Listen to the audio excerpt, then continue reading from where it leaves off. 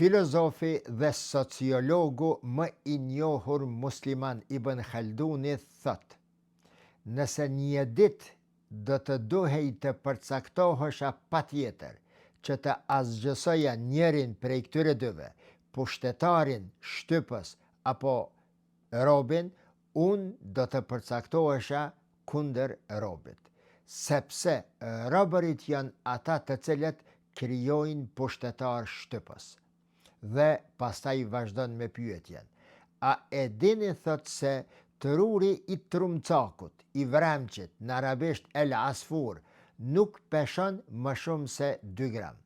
Megjithatë, vremçi tër jetën e tij punon që të jetë i lirë, që të fluturojë i lirë.